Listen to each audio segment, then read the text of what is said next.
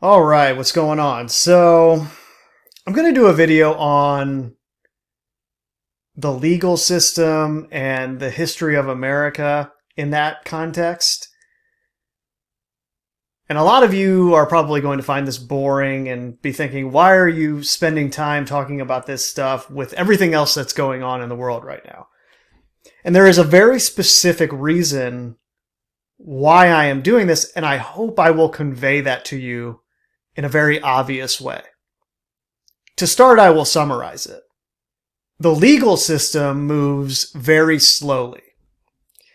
We've all heard this mentioned before. The wheels of justice turn slowly. Similar quips like that, or idioms that people repeat. Everyone kind of knows this is the reality of the situation. You hear about somebody being arrested for something, and then they go on trial for it 3-4 years later, and you're kind of like, well, that's just now going to trial? That happened 5 years ago. What's going on? But I hope you understand that because of how slowly it moves, the legal system is the last place that will be changed into something else by those who would wish to change what the United States of America is and was.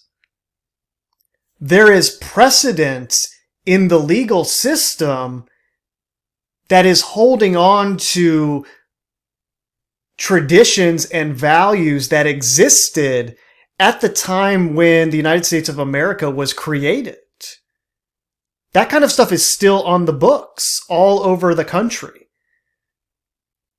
And that's a very powerful thing as it relates to, like I said, those who want to change what America is. And this is why they have slowly taken over the legal system in every way that they can, up to and including the representatives that we elect into Congress to pass laws, and the justices of the court system that interpret those laws and determine what can stay in existence and what must be overturned. That system has been infiltrated like every other system. However, they're still constrained by precedent that they haven't been able to get overturned yet. What I have on the screen here is a great example of that kind of thing going on as it relates to gun rights in the United States of America, but I don't care about guns one way or the other. I'm not lusting after that issue. It's just a good example of what I'm talking about here because it was codified at the very foundation level of the United States of America that the citizens would have the right to bear arms. And that's something that has been under attack since it existed, really. They're trying to get rid of that in every way that they can think of. But the legal system moves very slowly, and they've never been quite able to produce enough momentum to get something like an amendment to the Bill of Rights overturned. Accordingly, all you can do is kind of chip away at it bit by bit through the legal system by having your judges interpret the law in a way where they can rule exceptions into the amendment. They can say, well, it's our job as judges to interpret this law and interpret this body of jurisprudence as time progresses. And we can say, yeah, that might have existed back when the country was founded, but we live in a different time now and we should have an assault weapons ban. You don't need that. Let's ban those and we'll go from there. And it's just bit by bit, they try to ban little pieces of it and kind of remove what it used to be through that process. And like I said, guns are just one example. I mean, they're doing this in every way you can imagine with the First Amendment and the freedom of speech and due process. Both procedural and as it relates to incrimination.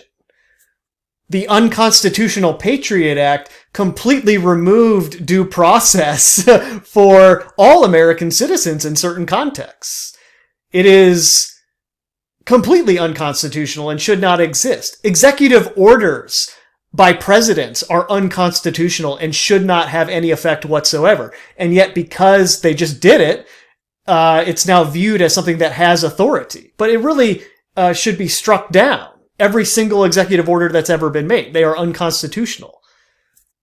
And yet they have legal scholars debating between themselves about the contents of the executive order as opposed to the idea itself. That's the thing that never gets discussed. The spying apparatus that exists through technology and the way they collect our data in an unconstitutional way violates every principle of the Fourth Amendment. Slowly over time, they've chipped away at all of these things that were guaranteed in the original document as a way to protect us against the federal government. And when you think about it in those terms, yes, the federal government is out of control compared to what it should be and compared to the powers that it was designed to have. But that was about 250 years ago, and we still have a large majority of the freedoms and protections that were originally laid out in the Bill of Rights because the legal system moves so slowly. And that gets back to my point about why this is important to understand. Because this is the last stand. The legal system is what stands between us and all of this New World Order stuff becoming a reality in the United States of America. I personally don't like guns at all. I don't even own a gun. I held a gun in my hand one time, and I just did not like the energy that it had when it was attached to me. I could feel something happening all around me with the energetic field to the point where it was just kind of like, whoa, this is something that I don't like. And after that one time that I held a gun in my hand, I was just like, well, first of all, I'm never going to own a gun. And second of all, I just don't like these in general. But that personal feeling that I have has nothing to do with what the Second Amendment was trying to achieve. The point of that amendment is, hey, we've experienced a lot of crazy stuff in our history so far as human beings on this planet. And we've had all of these experiences where we were tortured and murdered and just totally destroyed in a genocidal way on multiple occasions. And we're just finally gonna put an end to all of that and say, hey, we're creating this new experiment here where we're going to allow this overarching federal government to exist, but based on past experience, we are going to protect ourselves from it becoming something like we have experienced before. So to that end, each colony is guaranteed the right to have a well-regulated militia, and each citizen is guaranteed the right to bear arms at the same time. In other words, we are guaranteed to have the same weapons that the federal government has in order to protect against it coming after us.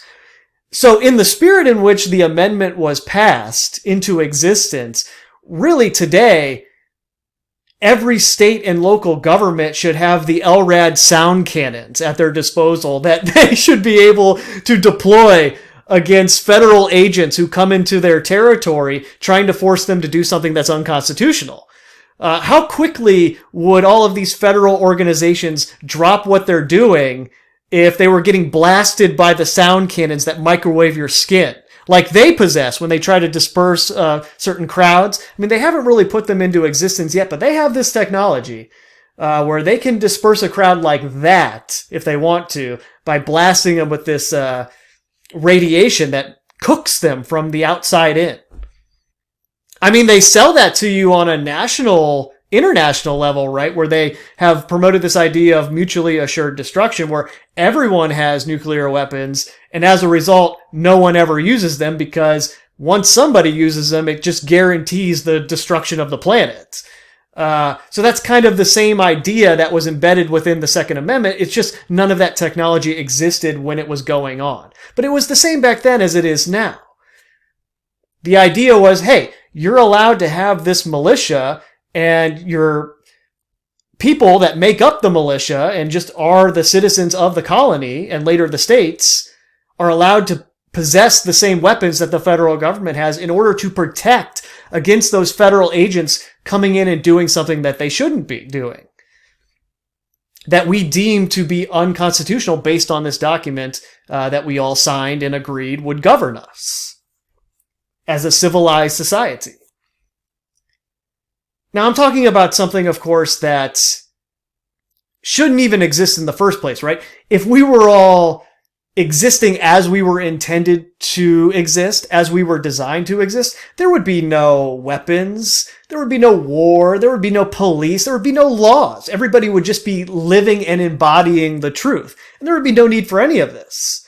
The problem, of course, is that we don't live in that world yet. So we're in this situation where, yeah, people probably should have guns to be able to protect themselves from a world where people with those same weapons would do you some kind of harm or try to hurt your family or do all kinds of other things. So we're going to go ahead and say, yeah, you should be able to have the same weapons that the federal government has or that the police agencies have. Because part of this is protecting yourself from rogue police elements as well,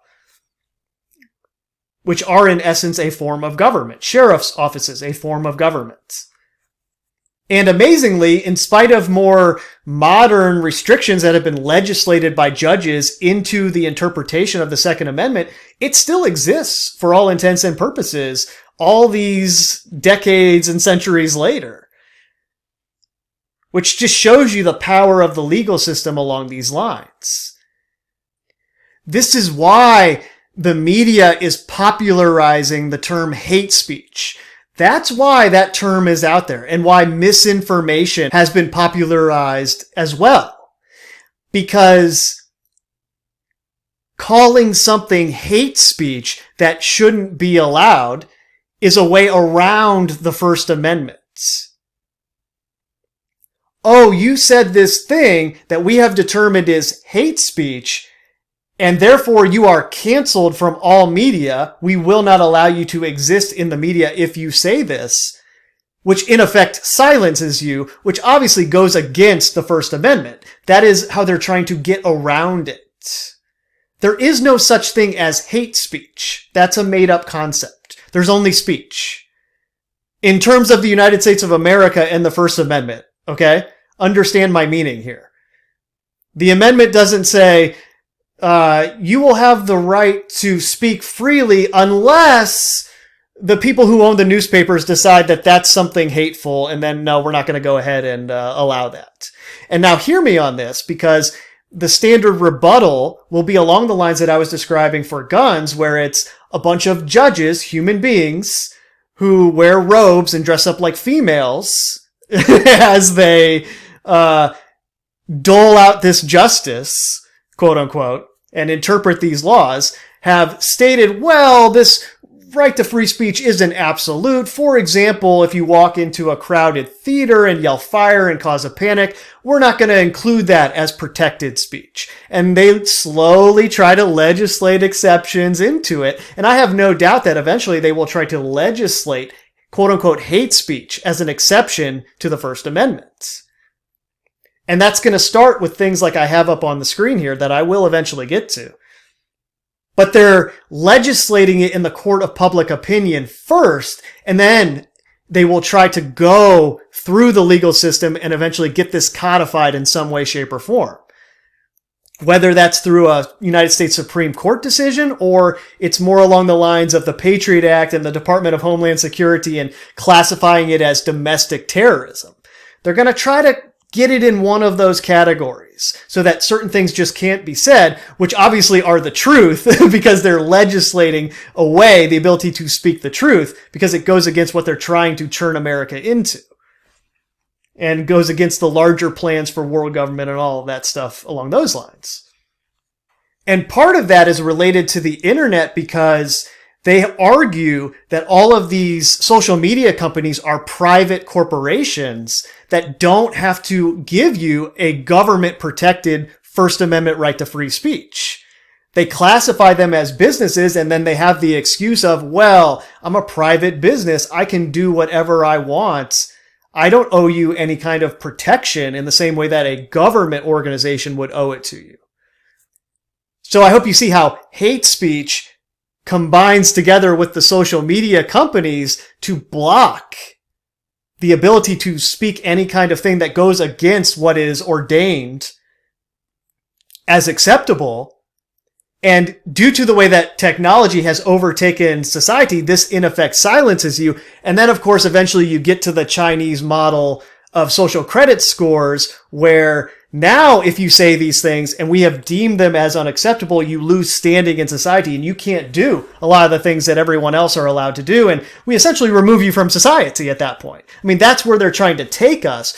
But to my point, we have a lot of legal precedent in America that moves very slowly and is going to be difficult to overturn. And that's where the false flags come into play, where they accelerate huge legal changes along these lines that kind of force new paradigms into existence because they know how slow these things move. And if it's not going fast enough, that's when they hit us with that kind of stuff. And as I've been going into in the videos on domestic terrorism, they are very clearly leading us to something like this. Some kind of Patriot Act 2.0 that will effectively criminalize speech because of what they allege will have transpired in a way that it removes the First Amendment from the United States Bill of Rights. And it starts with clown world headlines like this. I have to get into this. Hawaii's High Court cites The Wire in its ruling on gun rights. Now, this is what this state Supreme Court justice stated in the opinion. As the world turns, it makes no sense for contemporary society to pledge allegiance to the founding era's culture, realities, laws, and understanding of the Constitution. The thing about the old days, the old days, citation, The Wire, Homerooms, HBO television broadcast, September 24th, 2006, season 4, episode 3. That is the level of clown world we have reached, where an actual state Supreme Court justice in the United States of America, even if it is Hawaii, has cited an HBO television episode in his Supreme Court opinion. I mean, you can't make this stuff up. But I hope you see that this is the sentiment that they are training and funding certain lawyers and judges to be promoting out there. It makes no sense for contemporary society to pledge allegiance to the founding era's culture, which is to say, hey, look, these are different times. We need to totally get rid of all these interpretations that we had back when the country started. We got to get rid of all of that. Now, how convenient is it to get rid of all that stuff, given what we know is being built all around us? This is the kind of thing that you really have to watch out for and understand the true purpose of. This isn't some innocent law school debate about originalists versus those who view it more as a living document that should change with the times. No. This is much bigger than some kind of scholarly debate like that. This is a very clear agenda to try and accelerate the abandonment of the things that are standing in the way of this new world system that they want to build. I mean, there's just so much wrong with this one paragraph. The founding era's understanding of the Constitution and the Bill of Rights was a very nuanced understanding of what tyranny looked like. And every single part of that document was designed in its inception to prevent that kind of tyranny from coming into existence.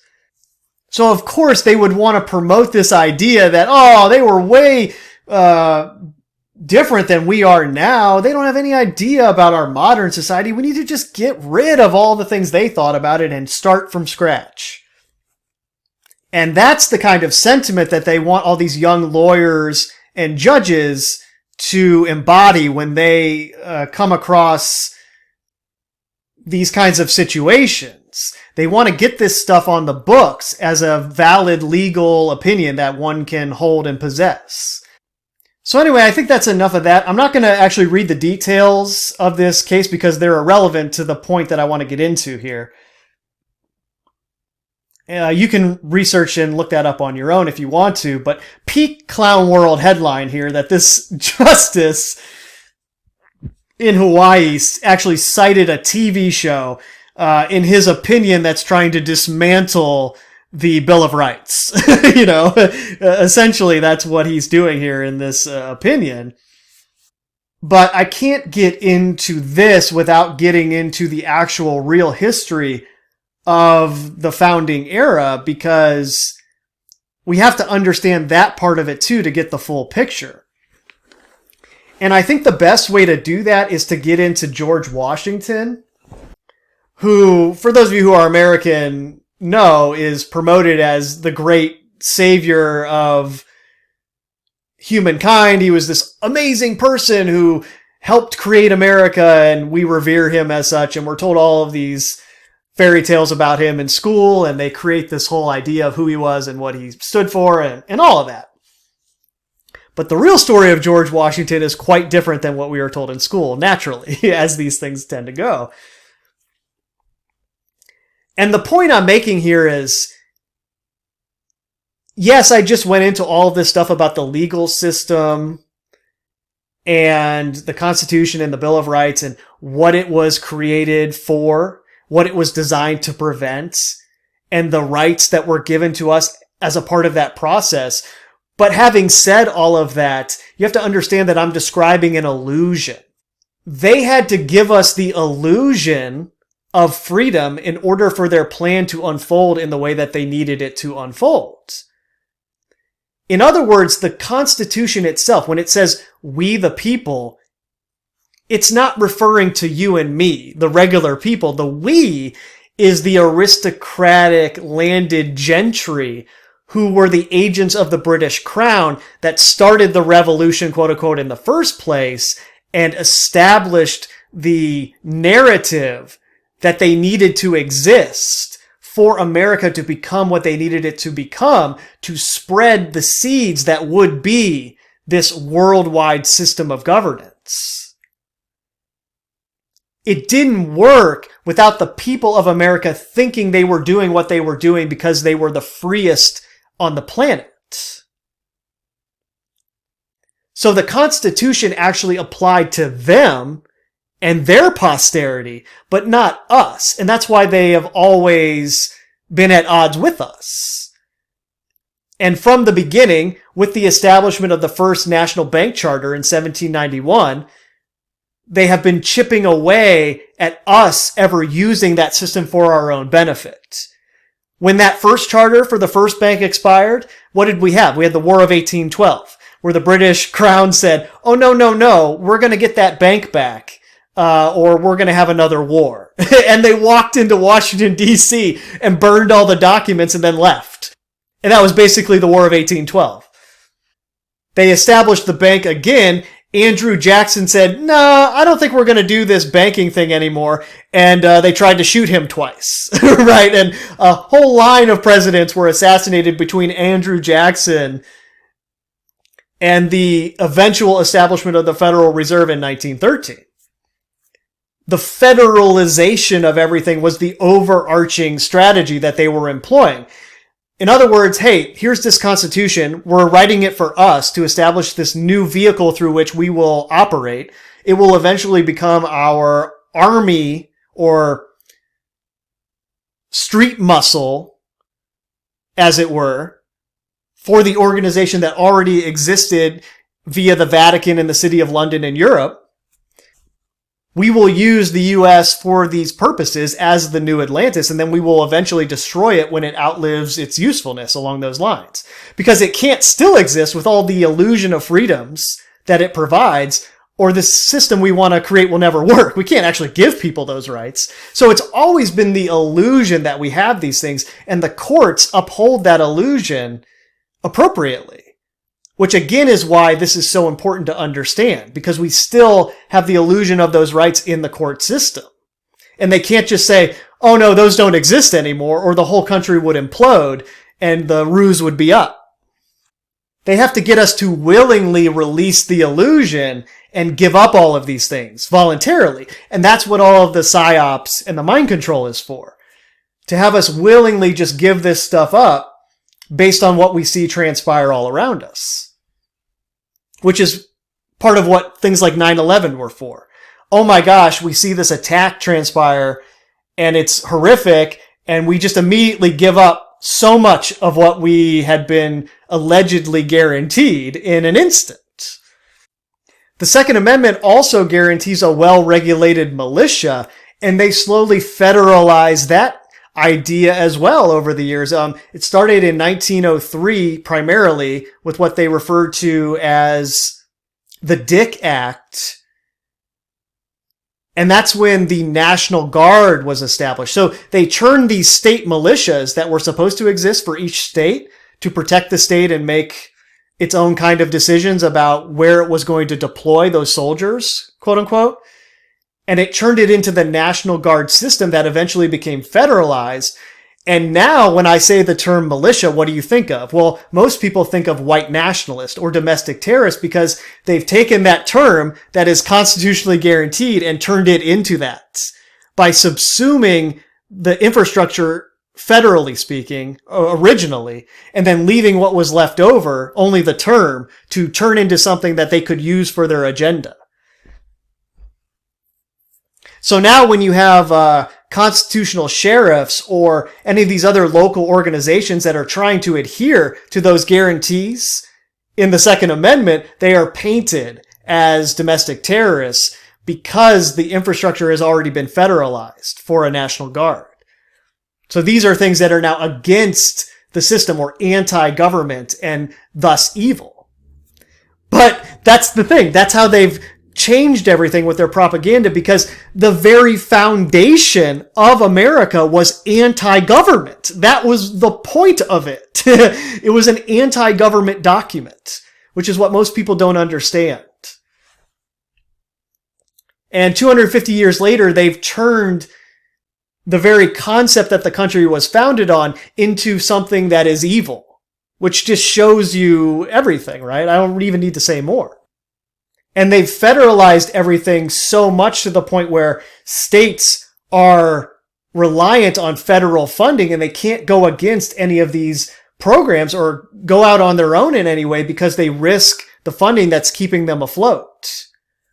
And there are a variety of things they could do to combat this. They could create their own state banks and issue debt-free loans and create businesses and programs for schools in their states. And in 10, 20 years, they could easily detach from the need for federal funding, but things like that are always kind of stopped before they can gain momentum for that very reason. So it's kind of a delicate game that has been played all of these years with the illusion of freedom, telling us how free we are, telling us we're the greatest country on earth, when the reality is we really weren't the people, quote unquote, that they meant to protect in those documents. And now people are starting to get a taste of that. Oh, I'm starting to see how that's the truth. But at the same time, they can't just get rid of the illusion, and it still exists in all of these dusty books in libraries across the country that hold the record of all of these cases and statutes and traditions that go back to the idea on which the country was established. Because you have to understand the time at which this all took place. Part of giving people the illusion of freedom was the idea of manifest destiny. And that's how they got regular people to immigrate here and steal land from the Native Americans, right? They gave them this idea that this was their birthright. Your right is to be free and do whatever you want. And that's why they called it the Wild West.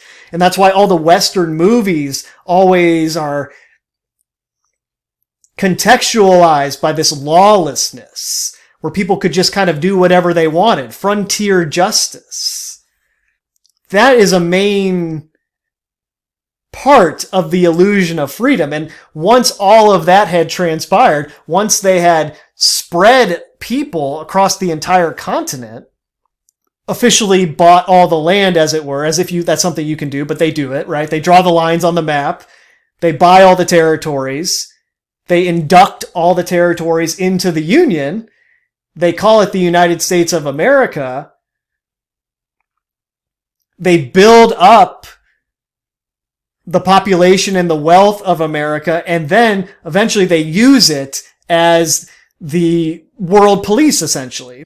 They use it as their police force to bring other countries into submission that aren't going along with the agenda, right? The same way that they do it locally in mob terms, when somebody's not paying what they're supposed to pay for the quote-unquote protection, right? They go in and they take care of it. They make it known, hey, if you don't toe the line with us here, we're going to destroy everything that you own and get rid of you. Which is what the United States of America has been doing in the Middle East on behalf of other entities for the past 50 years. That's what the CIA does in South and Central America, Africa, Asia, you name it. That's the game. It's manifest destiny now across the rest of the world to establish this system as it existed in the beginning of America when they promoted that idea for people to spread out and take over the land for the powers that be. That's a primary reason that the illusion of freedom was needed. And obviously that illusion no longer needs to exist. The United States is fully conquered, and we also don't need the illusion of these rights anymore. Having the right to bear arms was a big part of that expansion westward. That was a big part of Western culture, right? It still is. And now that it is not needed anymore, they're trying to get rid of it because obviously they don't want states to have the technology that the federal government has that would allow the states to resist something that the federal government was trying to impose on them. So little by little, they militarize police forces, turn them into tactical units that are like army units. It's hard to tell the difference between a soldier in an infantry sense and a police officer now. And at the same time, you pass little laws that say, oh yeah, citizens can't have these assault weapons that the police are walking around with now. But having said all that, we can still use the illusion to our advantage through the legal system and everything that it guarantees us in the illusion. Does that make sense? Anyway, what most people don't know is that George Washington was one of the richest people that was on the planet at that point in time. As it says here, George Washington, the man, the myth, the real estate mogul. Born in 1732 to little fanfare, George Washington would work his entire life to become the man we all know today. When his father died, George was unable to receive proper schooling in England like his brothers, and thus only received the equivalent of an elementary school education. Again, this is what they tell us. You got to remember, this is an aristocrat who came over from England and was plugged into that system, no matter what they tell you in the history books about it. And you will see what I mean as I go through the rest of his history. Because this ties into their anybody can become president meme, right? No, that's not how it works. At age 16, after a career path in the British Royal Navy was blocked by his mother, George became a land surveyor and mapped out the Virginia wilderness for several years. So think about the coincidence here. The eventual first president of America became a land surveyor at a time when the British Empire was colonizing America via other entities that, use these countries to do their work through. And he just so happens to be the guy who comes over and is surveying all of the land, figuring out what's good property and what isn't, what should be invested in and what should not be invested in. In 1754, the French and Indian War began. Washington, then lieutenant colonel of the Virginia Regiment, actually led the attack that started the whole thing. Throughout the war, George would gain invaluable experience on the battlefield as well as attaining qualities that would prove instrumental in the years to come. Afterwards, George would marry the wealthy widow Martha Custis and settle into his home at Mount Vernon. Here, he tried his hand at farming as well as serving in the Virginia House of Burgesses. At the onset of the American Revolution, Washington was held in such high regard that he was appointed as Commander-in-Chief of the Continental Army. Although he eventually lost more battles than he won, his leadership and ability to keep the army together were essential to ultimately winning the war. And again, that's all in quotation marks, right? Winning the war. The Treaty of Paris, the terms were dictated by the King of England. So most wars, when you win them, you're the ones who dictate the terms, not the country that lost the war, right? I mean, that's generally how it works. And it also says something, too, that Washington was the commander of the army, and somehow he lost more battles than he won, but he was never harmed or injured in any way. With the war over and his job at an end, George happily resigned his commission, giving the power back to the people, which was unheard of at the time. But again, this is all a part of the illusion of freedom and the illusion of that federal government that they had to have there from the beginning, knowing what they would eventually turn it into.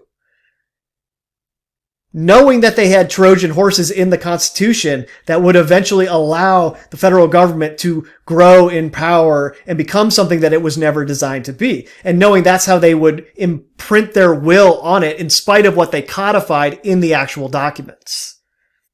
Although determined to stay out of public life and retire early, he was pulled back into it when his nation needed him most during the Constitutional Convention in 1787. Unanimously elected president in 1789, George served 2 terms until 1797, then chose to leave office and set the current precedent of a 2-term limit. Now, this is the important part. Financial history. Though not royalty by any means, at least as far as they tell us, the Washington family was very well off. As plantation owners, they owned good land for farming and possessed many slaves to work their fields.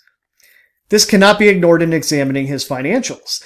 Eventually, George would inherit the majority of this land due to the death of his father and older half-brother Lawrence. However, he wasn't simply given everything. Much of what he gained, he worked for and acquired on his own.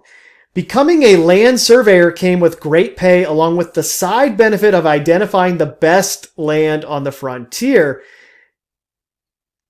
Do you think that helped him out when later acquiring nearly 50,000 acres? So it's not hard to see what actually transpired here. He was most likely being funneled money from the crown or agents of the crown to acquire land on its behalf, and he was the front man on the title document, kind of in the same way that Mark Zuckerberg is the front man for Facebook. Meaning it's the same now as it was back then. When George married Martha, this also brought substantial wealth through prime land to his holdings.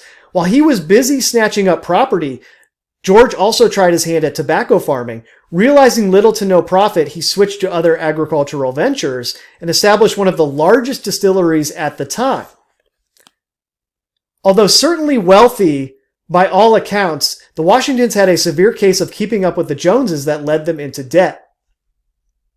To decorate his mansion, George bought luxuries from Europe, and he threw many expensive parties to establish himself among the political elite.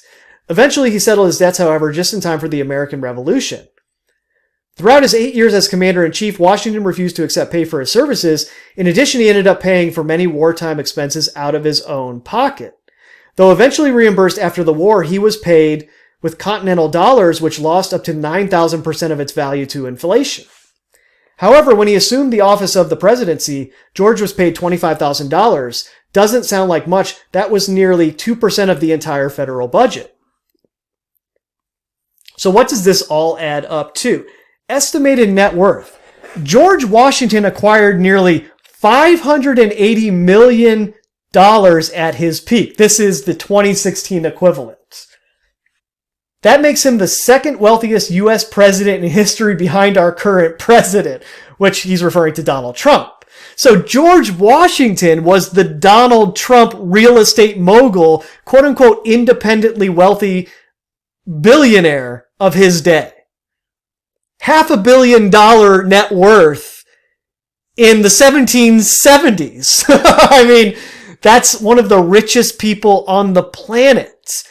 And incidentally, being a land surveyor, knowing all of the history that was about to unfold, George Washington and his buddies bought up all the land that was the swamp in Washington, D.C., which had no value at the time, but they knew they were going to put the capital there eventually. So all that land in Washington, D.C. is owned by the Washington family or his heirs or, whoever married into that bloodline along the way, and everyone else that was associated with the operation at that time. So you have to remember, this is who established the American government. This is who established the Constitution and who begrudgingly agreed to the Bill of Rights as it related to the illusion of freedom. And you have to understand this about the United States of America to understand the overall agenda and where it's headed. You are not part of we the people, okay? That was them, people wealthy like George Washington, establishing something that would be viewed in a propaganda sense as different, but was still a part of the existing infrastructure of the empire that was in control of the world at the time, which goes all the way back to Babylon in the beginning. Interesting how they leave all of this out of the history books as it relates to George Washington. Oh, sure, they'll put his face up on a mountain and establish the lore of him being this magnanimous leader who only wanted to be president for a short amount of time and only did it because he had to and didn't take a salary. Of course he didn't take a salary. He was one of the richest people on the planet at the time.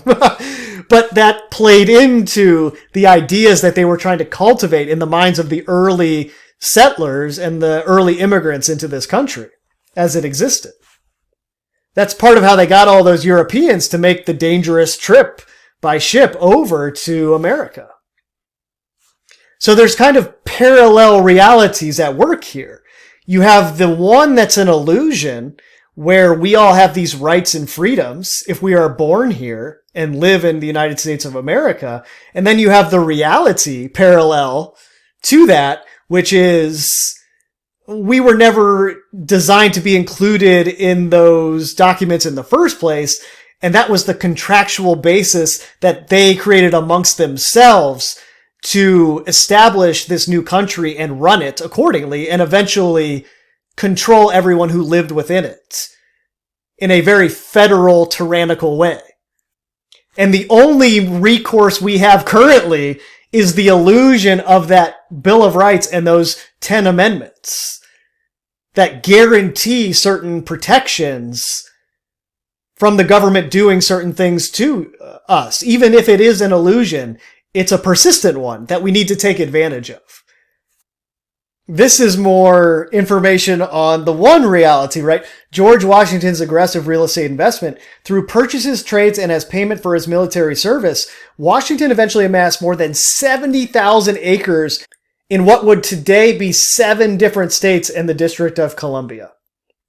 What a coincidence, right? That the first president of the United States of America, who led the army in the war against Britain, just so happened to acquire all of this land that would, of course, be passed down generationally and kept in the bloodline families. And by kept in the family, one of his properties just recently went on sale. In 1760, Washington purchased a residence on a nearby 16 acres known as Riverview Estates, which includes 400 feet of prime waterfront right on the Potomac River. Just recently, Riverview was sold for $48 million, plus $2 million more for the furniture inside. This eye-watering sum makes this transaction the priciest real estate deal in the D.C. area since, well, this nation's founding in 1776. The home stayed in the Washington family until 1859. Since then, this incredible slice of history has been passed to only 4 other people. So it was in the Washington family for almost 100 years, and then only 4 other people have lived there in the next 150 years. And speaking of keeping it in the family, as it were, the last owners were Lockheed Martin CEO Robert Stevens and his wife Michelle Stevens. There you go. Hopefully you understand now about how this thing works. The military-industrial complex that was the whole point of the establishment of the United States of America by the powers that existed at the time, eventually one of its members buys into the original gangster George Washington's real estate empire because he's in the club. Because that's all one organization that has existed in a fluid way behind the scenes since the beginning. Okay, that's really it. I'm out. Later.